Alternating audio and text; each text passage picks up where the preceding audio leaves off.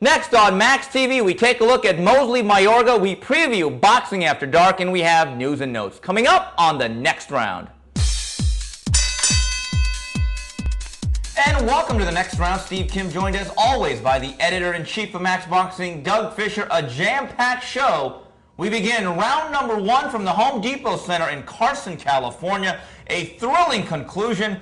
Junior middleweights in action. Shane Mosley with not a second to spare. The knockout in the 12th and final round against the game-gritty Ricardo Mayorga. Kicking off this HBO broadcast, WBC welterweight titleist Andre Berto remains undefeated.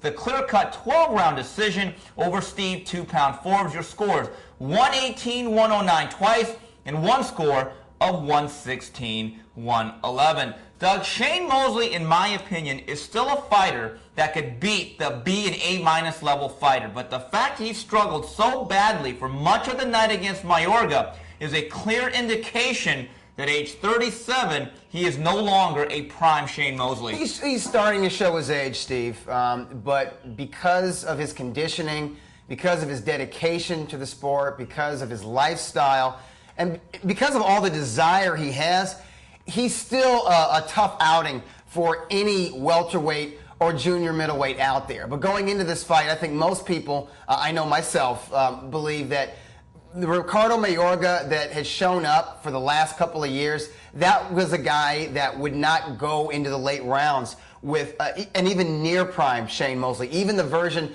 of Shane Mosley from 2 or 3 years ago. It's clear that the 24 rounds he went with Luis Collazo, and particularly the 12 rounds with Miguel Cotto last November. The inactivity all this year, Steve, starting a training camp for Zab Judah and then having to break once that fight was canceled, and then starting camp again.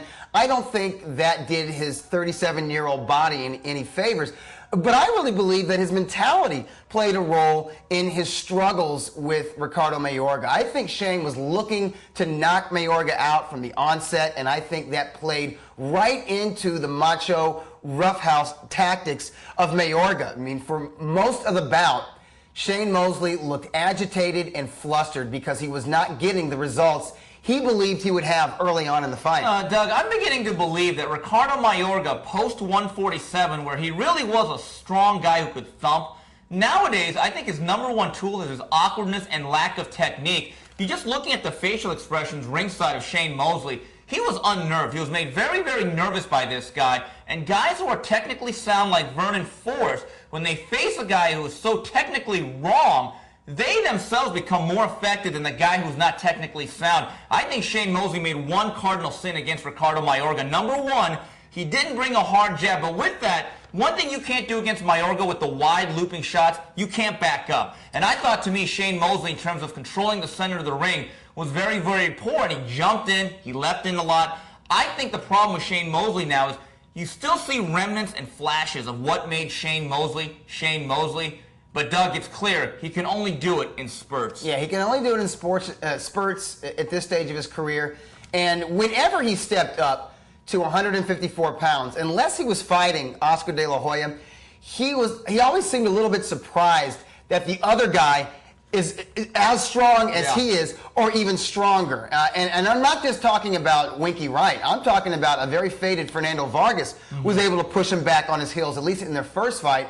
Even Raul Marquez, for that abbreviated 3-round no contest that they engaged in before his rematch with De La Hoya, I think Marquez shocked him at his physical strength and his ability to shove Shane back and not allow Shane to push him back on his heels. I think Shane was a little bit surprised that Mayorga was the bigger man and the heavier man by at least 10 pounds on fight night. And I think that played a factor in Shane's getting winded in the middle and late rounds of this bout. All of that grappling on the inside, that was something that Mayorga was used to. That's not Shane Mosley's fight. And the fact that Mayorga was stronger than Shane anticipated and heavier than Shane believed he would be, I think that took some, it definitely took some pep out of Shane Mosley's step for many rounds going into the climactic 12th round. Well, Doug, I thought the first 3 rounds, a large majority of ringside observers had Ricardo Mayorga ahead. 4, 5, 6, and 7. It seemed as though the class was going to separate the two, but then going into the championship round, now this was interesting, Doug. One judge had Mayorga winning, the other one had him down by a point, and the other one had Shane Mosley by 5. The majority of the ringside media there at the Home Depot Center, I would say a good 2/3 of them had Ricardo Mayorga ahead. Now, this is what you got to like about Shane Mosley. I think he knows the landscape. He knows it's a Golden Boy show. This is his hometown with his home promoter. Instead of just running out the clock and relying on the judges like he's done in the past against Wilfredo Rivera and in the first fight against Oscar De La Hoya, he didn't just go into the 4 corners. He put on a full court press and he finally caught up to a fatiguing Ricardo Mayorga. And then, without a second to spare, one last leaping left hook. And Doug, we've seen some great 12th rounds at the Home Depot Center. This was not a great fight, but this was a fantastic finish. All's well that ends well, and it was a thrilling finish, and it was dramatic. As you noted, many among the ringside press believed that Mayorga was winning the fight by a point or 2.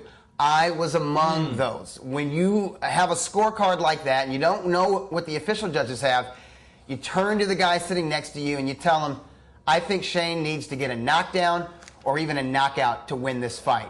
When you actually see it happen, actually see what you said needed to happen for Mosley to win unfold before your eyes in the final 30, 20 seconds of the bout, it's very special. It's one of those moments where the ringside press forget about their media credentials, Steve. They forget about the rule that there's no rooting on long press row, and everyone stands out and says, whoa, or wow, or can you believe it? Unbelievable. That's what makes boxing special, because the 5,700 people who were there in the outdoor tennis arena, everyone just erupted at the same time. And the energy made you forget about the often erratic and awkward previous 11 rounds. Yeah. That's the magic of boxing, and really that's what makes Shane Mosley special, Steve, because I don't think it mattered who he was fighting or who was the promoter or where the fight took place. That's Shane's pride as a fighter. That's his nature. He is going to try to close the show. He may not always win, Steve.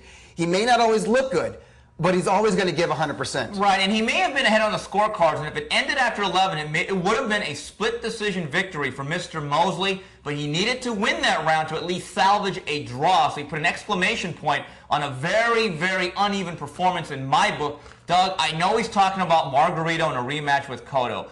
Doug, if you are Golden Boy and you are Team Mosley, at this time and place, I think that's a bad move. I think Shane Mosley is not a shot fighter, but he certainly won on the decline. He certainly won on the back 9. I really believe there are other fights out there. I think a fight against Antonio Margarito, I don't want to say dangerous fight in the sense that he's going to get killed, but I think that type of physical abuse against a meat grinder like Margarito, who was in attendance, I'm assuming to scout out a little bit, I think that's a fight that I would stay away from. I would not let Shane's fighting heart and his courage and his pride allow himself to get in there. Yeah, Shane's one of these fighters that we have to look after. When I say we, I'm talking about the boxing industry and fight fans. He's always going to go for the toughest challenge. The fact that he fought Vernon Forrest when he fought Vernon Forrest, when he fought Winky Wright when he fought Winky Wright, the fact that he was willing to take on an undefeated, heavy-handed young fighter who was in his prime at the time, Miguel Cotto, when he was 36 years old. I think that speaks to who Mosley is. He's not afraid of challenges. He's not afraid of working hard. He's not afraid to absorb damage. But here's the deal, folks. He's been a competitive boxer since 7 or 8 years old. He has been boxing competitively and even sparring for almost 3 decades, for 30 years. We got to think about the wear and tear from all those training camps. And he trains hard, and he goes a lot of rounds, and he spars with big, strong guys that are not giving him any quarter. So we have to factor this in, as well as recent fights. I think Margarito is the wrong fighter from, never mind his advisors, his trainer father, Jack Mosley, his promoter, Golden Boy Promotions, but his wife, Jen Mosley, should say, Shane, you can make money fighting other guys out there. Let's go for Joshua Clottey if you want a belt. Let's go for Andre Berto if they're willing to do that fight. But not Antonio. Not a guy that is guaranteed to go the distance, guaranteed to get stronger as the fight goes on, and guaranteed to drop punches and bunches that are all heavy quality blows. Antonio Margarito, at any weight, is a naturally bigger fighter than Shane Mosley. I was told that there were several people that told Jim Mosley on Saturday night, you should not allow your husband to get in with that guy pointing at Antonio Margarito. A fight that I think can be made and would suit him much better at this stage of his career, because it's more or less a finesse fight, but there's still a lot of money and interest, is Floyd Mayweather. Oh, Floyd Mayweather. Yeah. What do you think about that? I don't like it because Floyd Mayweather's involved. Well, because Floyd Mayweather is involved, and you know, I noticed some things that had nothing to do with the style of Ricardo Mayorga. Mosley doesn't pull the trigger the way he used to, and I thought many times during exchanges, I actually thought Ricardo Mayorga beat Mosley to the punch, particularly with the right hand. What I see, if Mayweather comes out of retirement and fights Mosley at either 147 or 154 pounds, I'm not saying that it would be an easy fight by any stretch of the imagination, folks. What I am saying is that I think Mayweather simply outquicks him. It plays keep away for 12 rounds. And I think Mosley would have a lot of trouble catching Mayweather because he really doesn't throw 3- and 4-punch combinations anymore, Steve. Doug, and speaking of scouting, in the second row on camera was a guy by the name of Mr. Leonard Ellerbe. Just keep that in mind. I did not see him. Yeah, I saw Paul Williams. I saw Vernon Forrest. You couldn't miss Antonio Margarito because he was mobbed like Julio Cesar Chavez. Yes, he was. I didn't see Ellerbe out there, so I would not be surprised if Mosley Mayweather, however you want to say it, is made next year. I'm just not enthused about that fight because I don't think it will be an entertaining contest. Doug, Andre Berto, as expected, would decision Steve Forbes. I'll say this about Steve Forbes. If boxing as a pro were like the amateurs with 4- and 6-round fights, I think Steve Forbes would be undefeated or very tough out. But again, I thought Steve Forbes was competitive early like I thought. But in the second half of the fight, A, he runs out of ideas, and 2, he simply can't back anyone up with his punches. He doesn't have the strength to stand in there and push Berto back on his heels, to back him up to the ropes.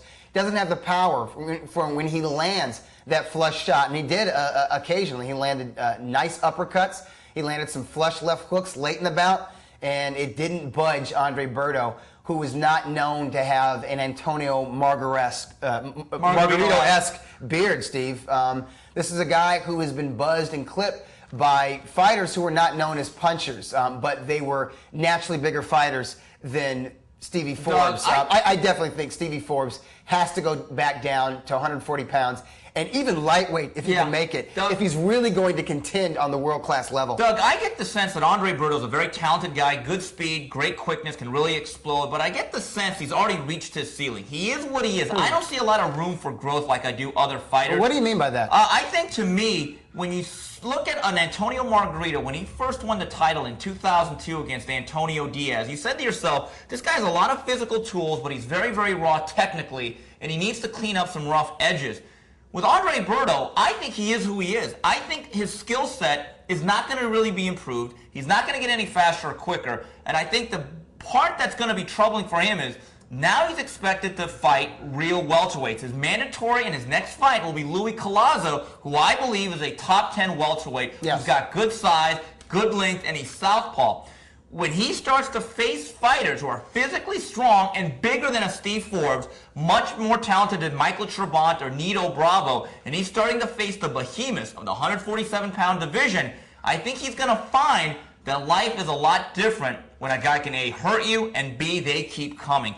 I really believe when you look at him technically, he's already pretty good, and I don't see that much room for growth. See, I think there is room for growth. Maybe not in his technique, Steve, and obviously what makes him special is his strength, his speed, reflexes, and the pop he has on the end of his punches. But I think he can get better defensively, and I think if he's going to move into that top 5 elite upper echelon among the welterweights of the world, he's going to need to have a little bit more in the way of ring generalship and defense. I think these are things that can be learned. He's an intelligent fighter, and I saw adjustments in the fight. I mean, the fight was competitive early on because Stevie still had his speed. Yeah. And he had a little bit of pop on his punches early on, and he was able to catch Berto. But I think midway through the bout, Berto didn't just wear him out with his strength and the punches that he landed on Forbes. He started thinking in there a little bit more. He wasn't just throwing 1 or 2 punches at a time. He found out that once he gets in close, he can tie Stevie up and drain his energy a little bit. He can nail him more than 1 or 2 times, by doubling and tripling up with his hook. I think he made adjustments with Forbes. I think in that respect, Forbes was a very good opponent for him because he couldn't hurt him. And they were allowed to go 12 rounds. And I actually think over the second half of the contest, Berto was learning things that will serve him well against somebody like Luis Collazo. And I'll tell you what, before this fight, I think I would have picked Luis Collazo to beat Andre Berto. Now I'm not so sure. Now I look at that as an even fight. And part of the reason, mind you, is because Luis Collazo only has 13 knockouts to his credit. Yeah. He's not known. Now, I'm not saying Collazo can't punch at welterweight, but he's not known as a man who can crack at 147 pounds. Yeah, I think this was a great learning experience for Andre Berto. But remember, Doug, this far into an HBO run, he has still not faced a legitimate puncher or a top 10. Top 20. Yeah, you're right. Top 20. Yeah. I agree. I agree with that. So, I mean, the Collazo fight is long overdue if it's going to be shown on HBO, which I think it will be. Yeah, so there you have it for round 1. Good action at the Home Depot Center. We come back, re-preview Boxing After Dark.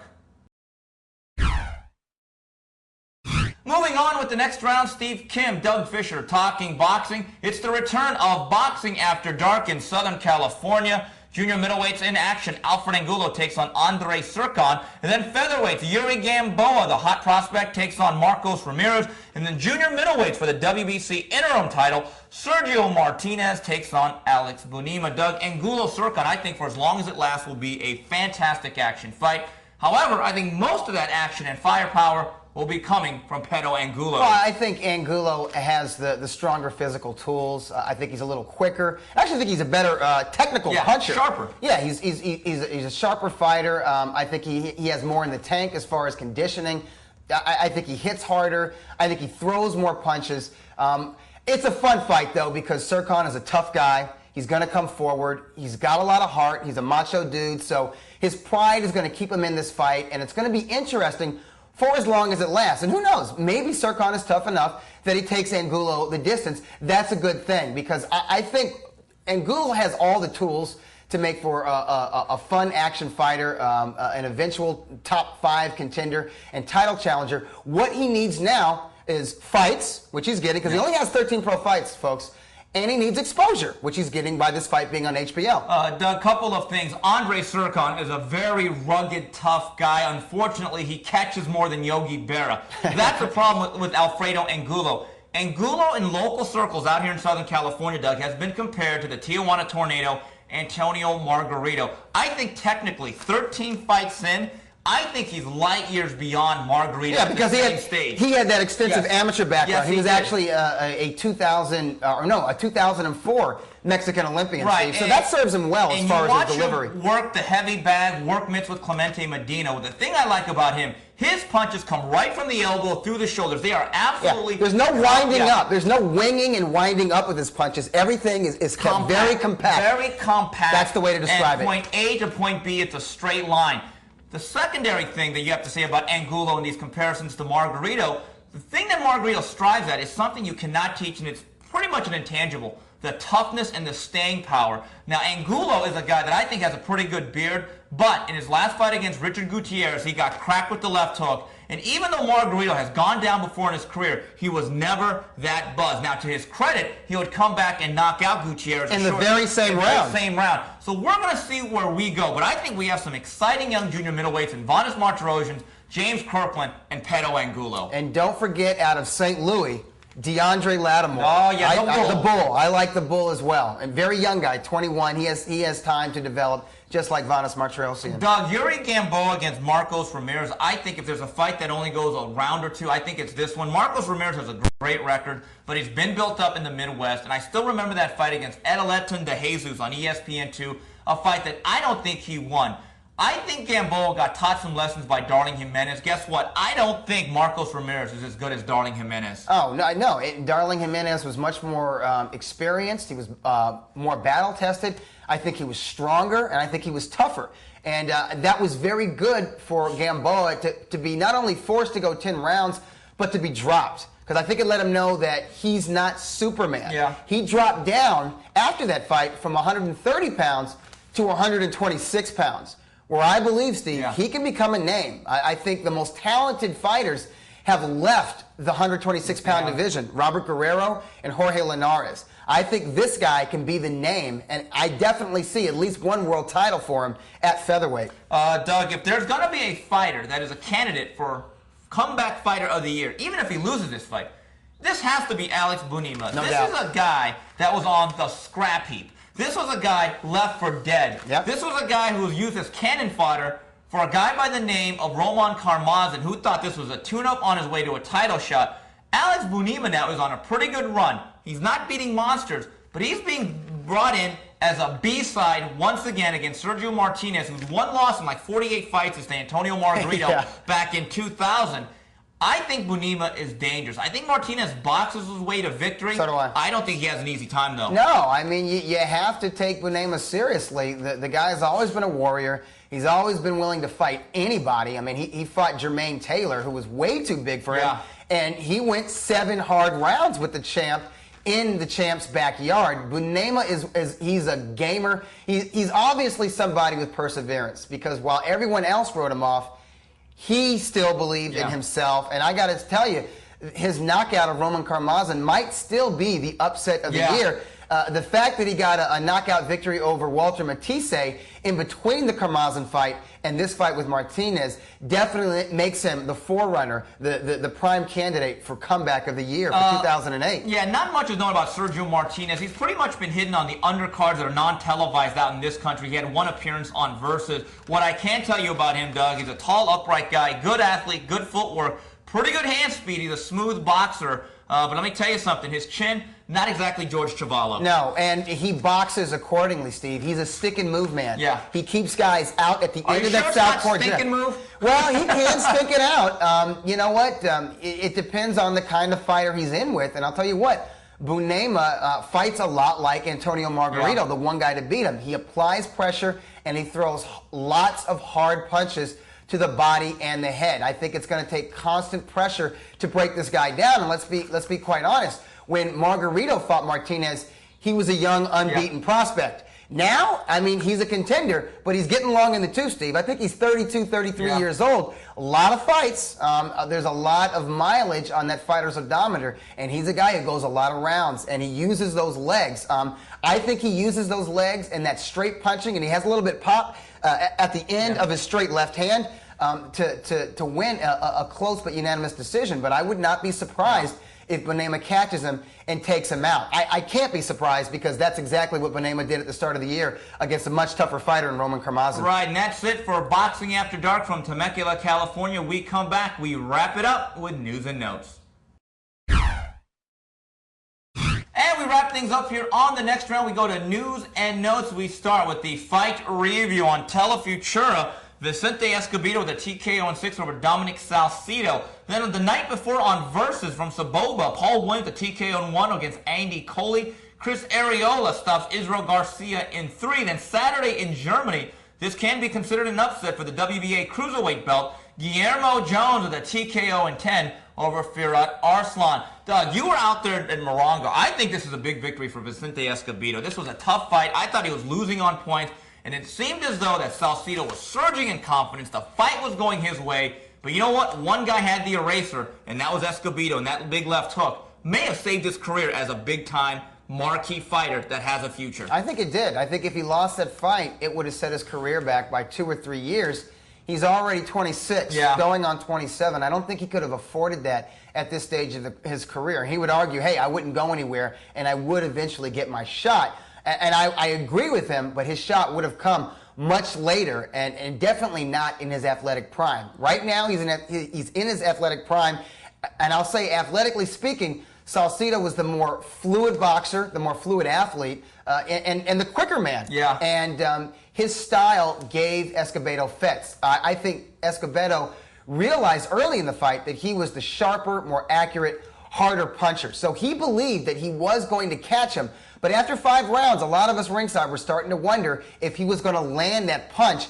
I believe Salcido played into Escobedo's hands a little bit because in rounds 4 or 5, he was not only just getting into his rhythm, Steve, and really surging in terms of his style, but he was surging, as you noted, in terms of his confidence. Yeah. I think he got overconfident and overly aggressive for a fighter who lacks in power and strength the way Salcido does.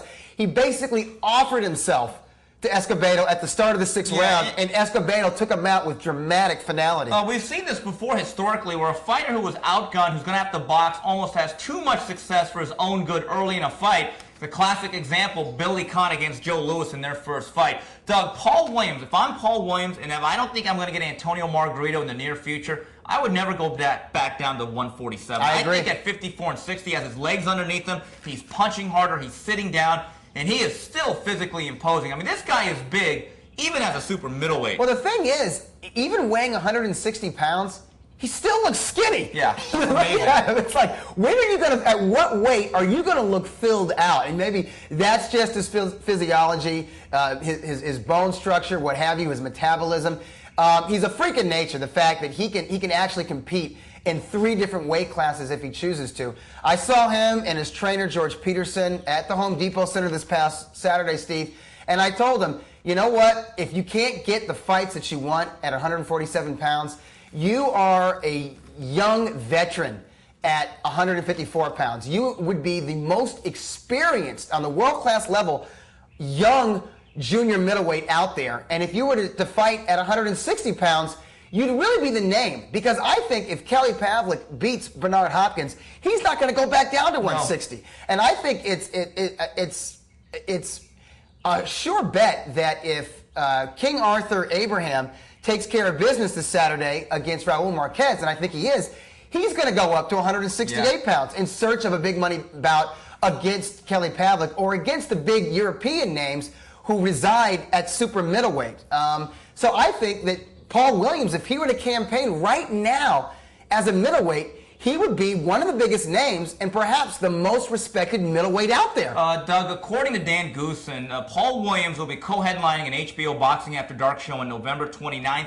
The 2 options that I've heard is Verno Phillips, the IBF junior middleweight champion, who I would favor over him by at least 2-3 to 1. Yeah, I love P. Will in that fight. Or maybe the WBO mandatory at welterweight against Michael Jennings. So I still think they have their heart set on fighting at 147. Doug, Chris Arreola, I think, is very lucky he faced Israel Garcia. 258.5, looking like the Mexican Michelin Man. I've been told by Dan Goosen, the 2 guys that they're going to go after on that November 29th show is Hasim Rahman and David Tua. Now, are they the greatest fighters right now? No. Are they bigger names than actual fighters? Yes. But I think it's clear when it comes to Chris Arreola, he will train as hard as his motivation takes him. In a sense that if it's Israel Garcia, you might see him a week before the fight. But if you get a real prime-time marquee opponent on a big stage, then I think Henry Ramirez can actually get him into the gym 8 weeks before a fight. Well, not only get him into the gym, but take him to camp. Yeah. Now, when he had his breakout fight 2 years ago, almost Bolo 2.5 Willis. years ago. Yeah, no, 2 years ago. It was. I think it was November 2006 on the Mayweather Baldomir undercard. He weighed, I believe, under 230. I think he was 229. He looked like I didn't even recognize him when I saw him before the fight. He went to camp for that fight. Big Bear. He was actually training with Hasim Rahman for Rahman's fight, I think, against Oleg Moskaev. Yeah. They stayed in Big Bear. And I believe for the Malcolm Tan fight, which he looked very good, and he weighed, his weight was 235 or even under, he went to camp for those fights. Chris Arreola is a smart guy. He follows boxing. He can go to BoxRec and look at who Israel Garcia has fought. He can look at the tape and say, you know what? I don't have to do road work to beat this guy. I don't think he did. Maybe he did a little bit. Maybe he did sort of James Toney-esque road work, Doug, getting on a treadmill for 15 minutes. I've been told by very good sources that Saturday, Sunday, Monday, Tuesday, which is less than 7 days before that fight, they were sparring 8, 9, 10s around. So that's how he was losing his weight. He sparred himself into shape. They were really, really out of shape. And the thing about Arreola is this. I think he's a guy that needs to be at 235. He made it very clear to me on Saturday. 235 to 240 is where I'm going to be. That's fine. And in fact, Henry Ramirez can live with that. But 258.5, when you're still getting paid $70,000, that's a lack of professionalism. And for the long haul, Chris Arreola's #1 opponent in this very bad, mediocre division, it's going to be Chris Arreola. It's himself, because $70,000, that buys a lot of groceries where I come from. But he has the potential to, in his next fight, make over $700,000. And if he wins that fight, whether it's a Hasim Rahman millions, or a David Tua, you're talking about millions. We're talking about a guy who, because of his ethnic background and because of his style and because of his personality, he could one day be making $7 million per fight. So that's what he has to keep in mind when he's training for the likes of Israel Garcia. Doug, I'm amazed. I remember seeing Guillermo Jones about a decade ago. He was this tall, lanky, skinny, 154-pounder. And I remember all of a sudden I saw him the next time. He's like 185 pounds. And I said, what the hell happened? He beat a very tough, rugged guy in Farhat Arslan who was built like a rock, looks like a bodybuilder. But it goes once again, boxing is a game of skill, not strength. Yes, and Guillermo Jones has the skill, savvy, and ring generalship, and even the speed and reflexes of a little man. He might not be as quick and agile as he was at junior middleweight, but the way he moves in the ring and the speed and fluidity, it reminds you of a middleweight, or a super middleweight. It doesn't remind you of a cruiserweight or a 200-plus pound fighter. He's got things that you're not going to see from any big man not named James Toney. He's got the head and upper body movement. He's got the inside counter-punching ability. And I guess when you I haven't seen the fight yet. I'm going to get a tape of it. When you keep putting punches together in bunches, you can wear out a tank of a man like Arslan. Taking a look at the fight preview, Telefutura, Mike Alvarado and Brandon Rios co-headline. Saturday in Puerto Rico for the WBO junior featherweight title, Juanma Lopez gets back into action against Cesar Figueroa. Then Saturday, IBF middleweight title on the line in Germany. Arthur Abraham takes on Raul Marquez. Quickly, Doug, I think Alvarado and Rios, two pretty good-looking prospects from the top-ranked stable. Yeah, and the thing about these guys, they're made for TV. Mike Alvarado, he's all about strength and conditioning and imposing himself on the other fighter. He's got decent technique, and it's improving. Bam Bam Rios, this guy is a slugger. He's from that prime young Arturo Gatti mode of fighter. He goes in there and he fights with a lot of heart. He lands heavy punches. He takes heavy punches. He doesn't mind if he gets knocked down. He doesn't mind if he gets cut. He's an all-action fighter. He's a guy I will tune in to watch every time he fights. Doug, Juanma Lopez, I think, has a chance to be, and it's going to take some time. And you're talking about some of the elite slicksters and stylists in the game. I don't think it's out of the realm of possibility. This guy's going to have a good long run at 22, 26, and maybe even 30. I think you project within 2-3 years, pound for pound, as the new generation kicks in, I think you're going to see him in pound-for-pound list by 2010 and 11. I think he's going to pick up that mantle. He's going to pick up the torch that was set down, was passed from Felix Trinidad to Miguel Cotto. I think by the time Miguel Cotto is done fighting, I think Juanma Lopez will be a top 5 pound-for-pound fighter. He is that elite Puerto Rican fighter that Puerto Rican fight fans can get behind and can be proud of and can cheer on. And the great thing about him is he has marvelous physical tools. He's very strong. He hits hard with both hands, but he's got nice balance, footwork, technique, good combination punching, and he's very poised for such a young man. And he's got a Kool-Aid smile. Smiles much more than Miguel Cotto. And Doug, Arthur Abraham, I think, should cut Raul Marquez the ribbons. I like Raul Marquez. He's a tough, hard guy. He is. Pull the upset. Kudos for him just to get him to this point, Steve. Problem is, in Germany, against a big, rugged guy who's a more natural middleweight, you got the scar tissue. Who's a hell of a fighter, let's be honest. I mean, after Kelly Pavlik, the best middleweight in the world, and perhaps one of the best 168-pounders in the world right now is King Arthur Abraham. Absolutely. Well, that's it for this week's edition of TNR on behalf of Doug Fischer and the rest of Max Boxing. Till the next round, goodbye, everybody.